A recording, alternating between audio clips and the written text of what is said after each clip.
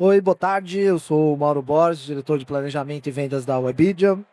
E estou aqui com dois convidados especiais, Marcos e Alex, para a gente fazer um bate-papo interessante aqui sobre a temática do like ao carrinho, o poder do social commerce.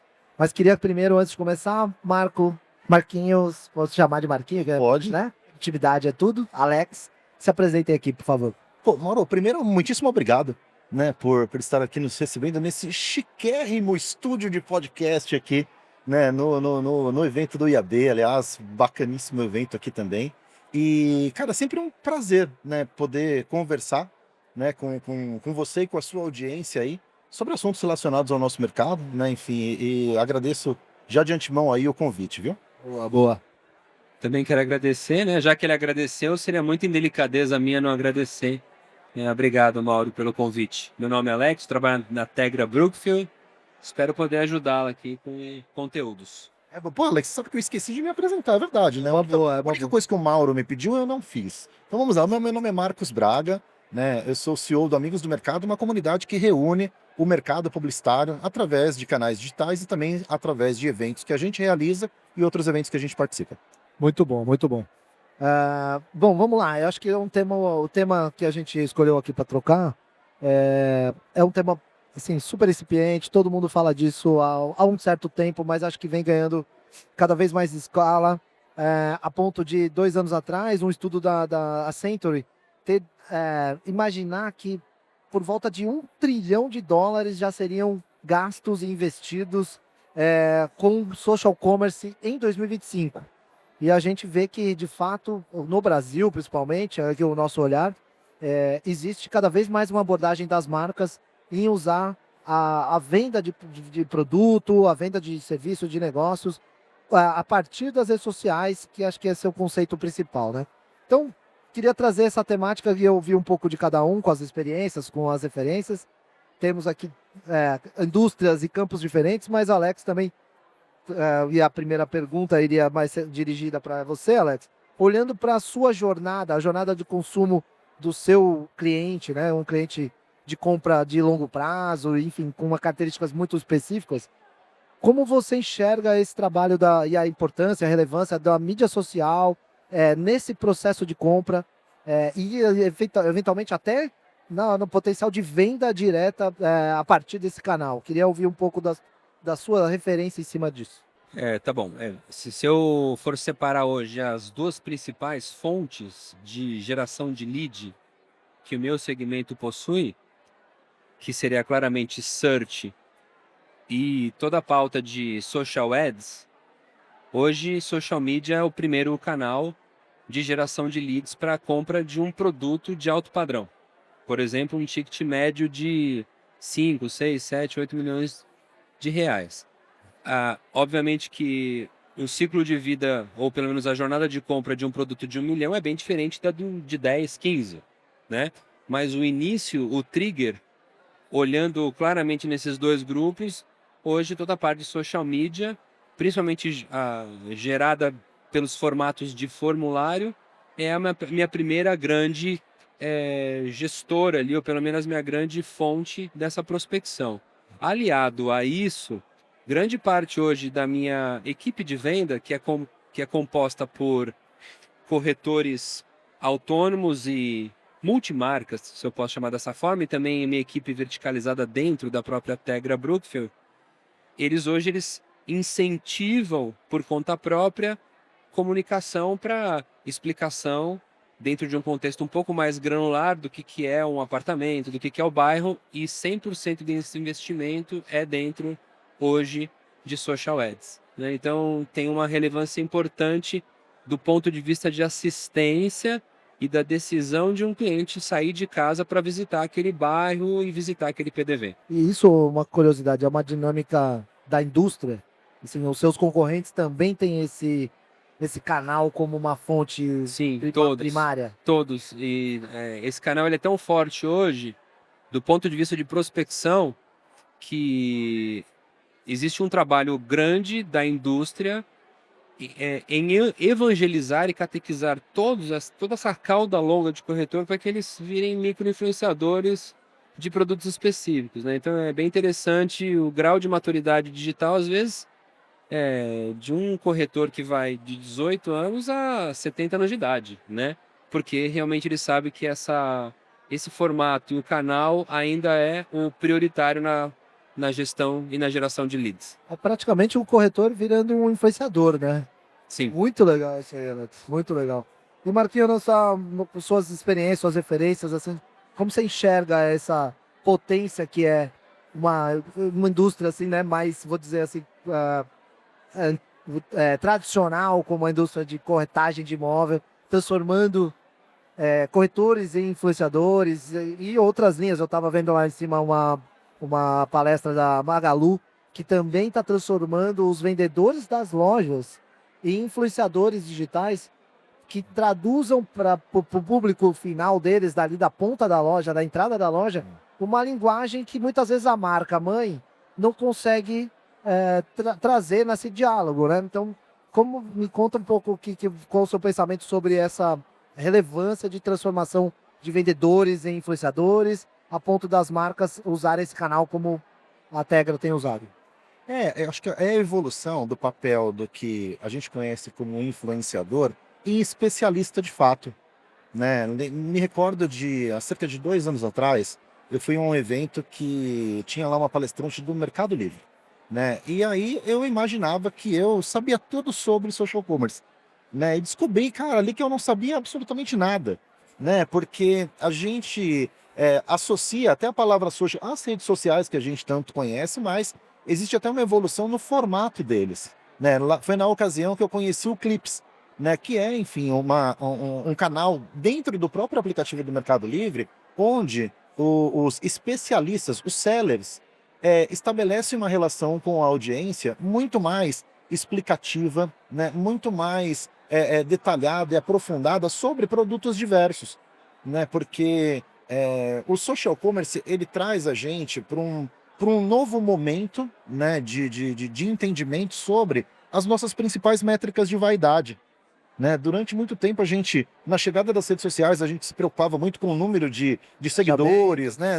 Com engajamento, com cliques, com comentários, likes e tal. E, cara, Meta de like. meta de like, né? Meta de like. E aí é o seguinte, sendo que as empresas, não existe um campo no balanço para se colocar like, né? Você precisa de faturamento, você precisa de lead, você precisa de geração de negócios. E aí o social commerce traz essa visão nova que é de você ter uma série de especialistas que conversa, tem um papo muito mais franco com o consumidor final, né? Onde acaba tendo a interpretação de cada vendedor da Magalu, enfim, de cada seller de um canal como o Mercado Livre, e agora chegando aí o TikTok com a sua plataforma também, de ter essa oportunidade de uma conversa sobre negócios, mas uma conversa muito mais informativa do que vendedora. Muito bom.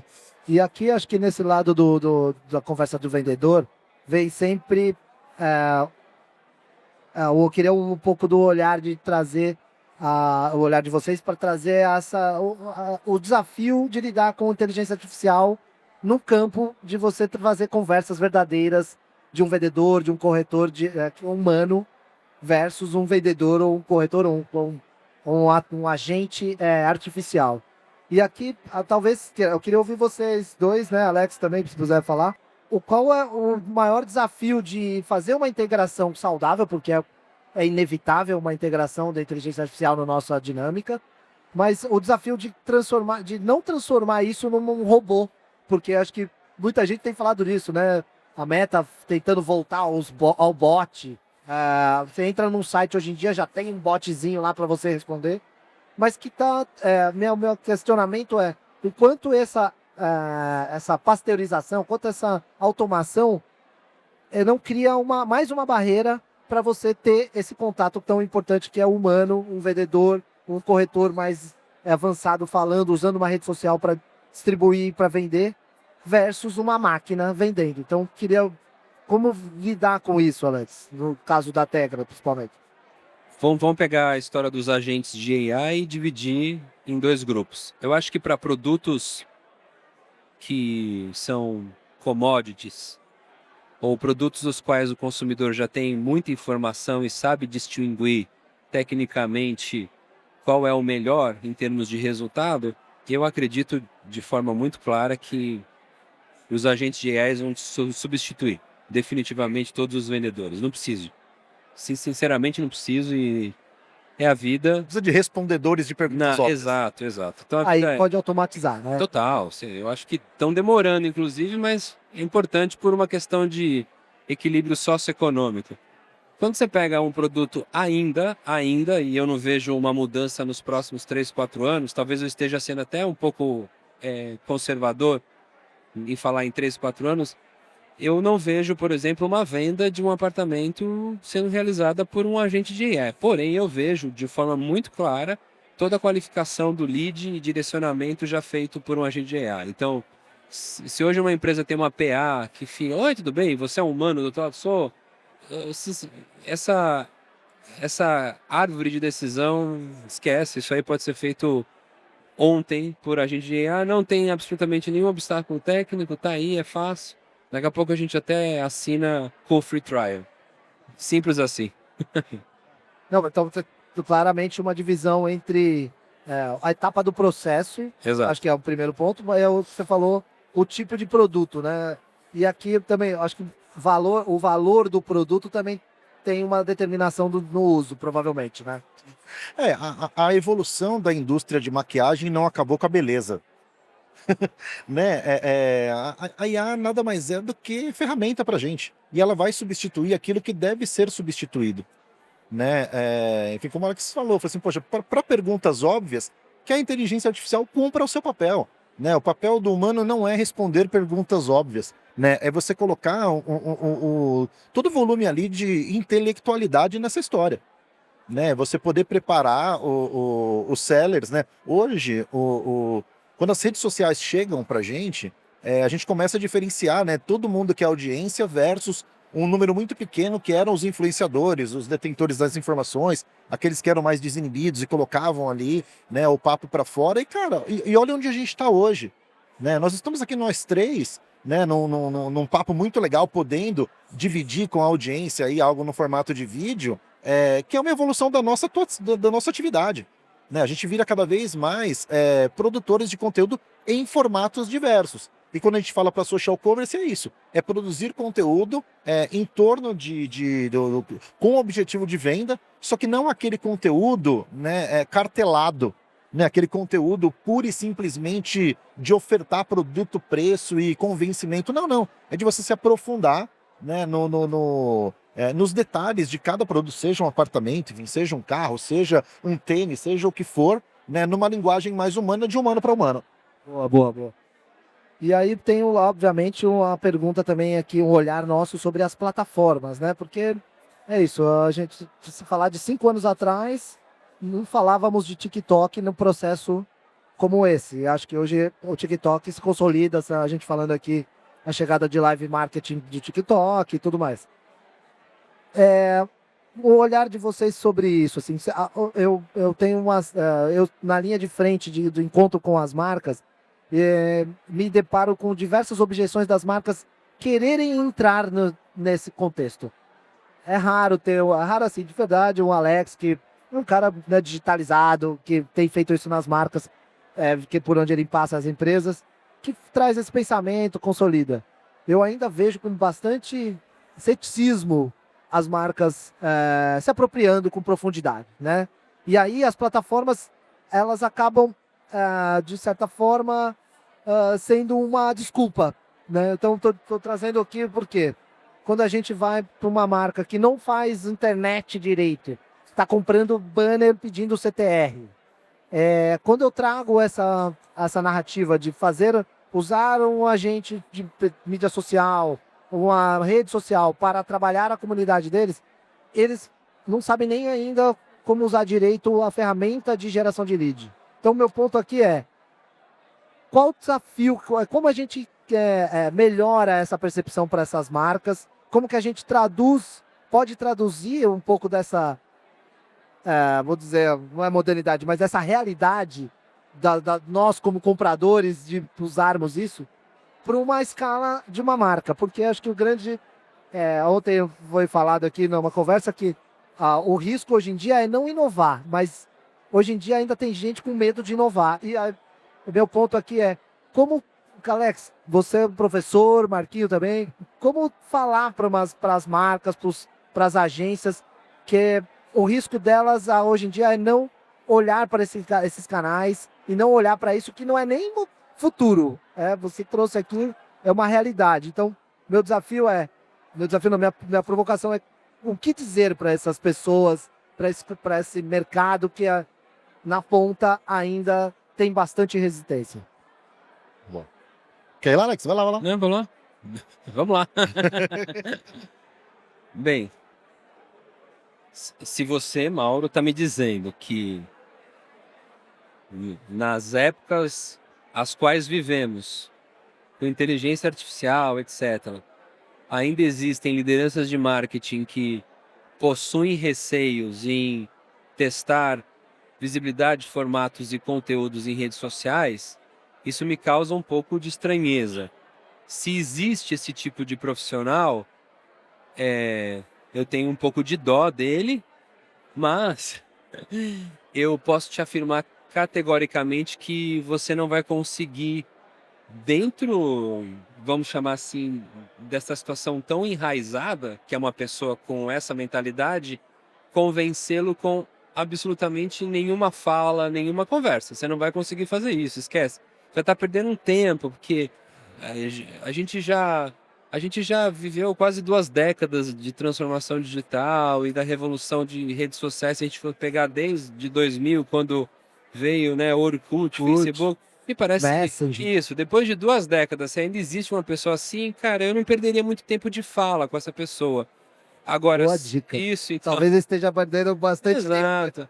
Agora, se você tem um objetivo de cumprir uma cota, seja lá qual for, dentro desse contexto, eu acho que você teria que mostrar talvez números e resultados não em fala. Você propõe para o cara um teste. Ó, você não precisa pagar porra nenhuma. Deixa eu testar isso, te mostro o resultado. Se você achar que vale a pena, aí a gente continua uma segunda rodada.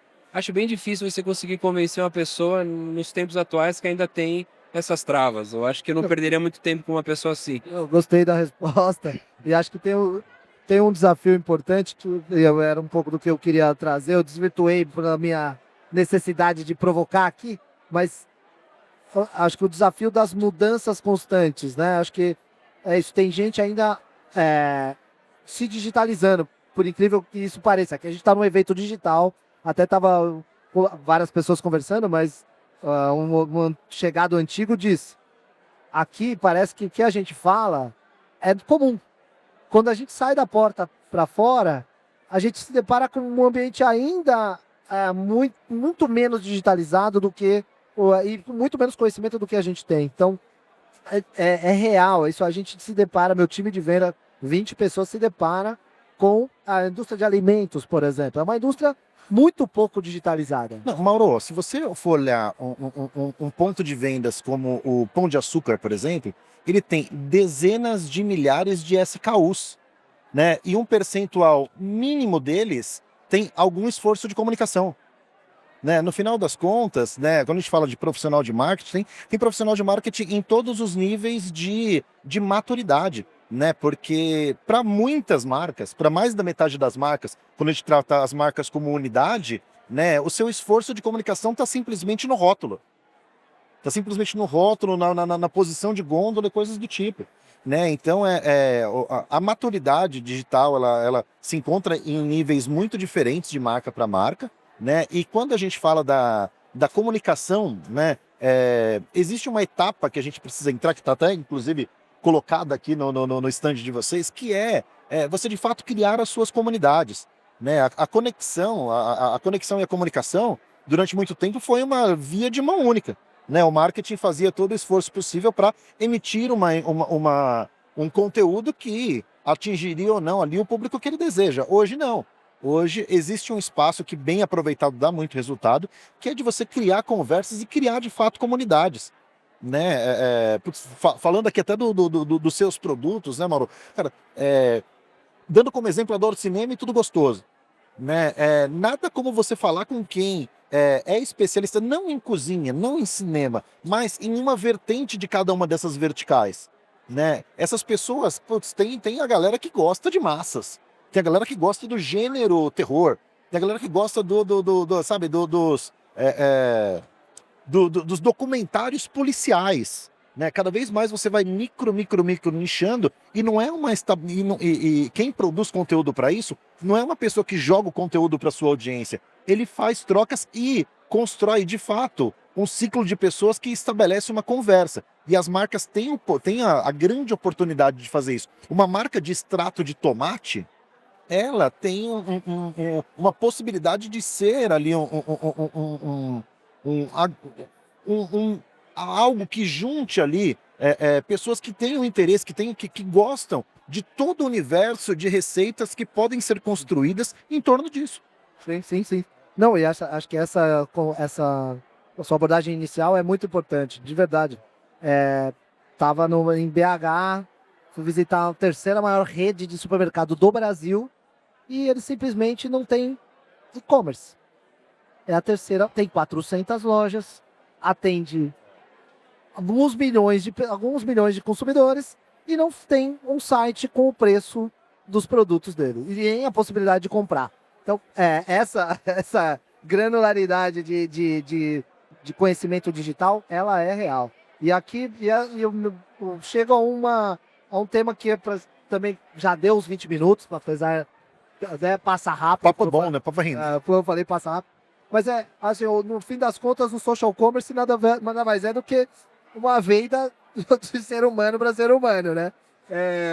A gente só tem uma plataforma que faz isso pra gente, automatizada, como o Alex colocou, de forma mais gerando amplitude, como o Marcos colocou.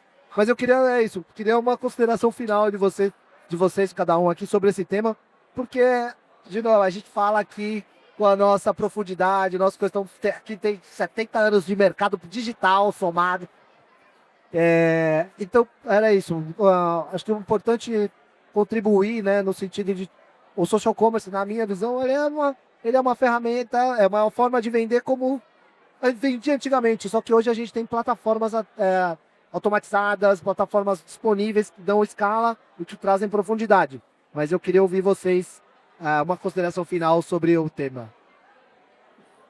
Eu acho que até as mídias tradicionais, como TV, o out of home, eles acabaram incluindo dentro dos formatos, das próprias possibilidades tecnológicas de ofertar anúncios e comunicações dos clientes de uma forma geral, já dentro de um conceito social.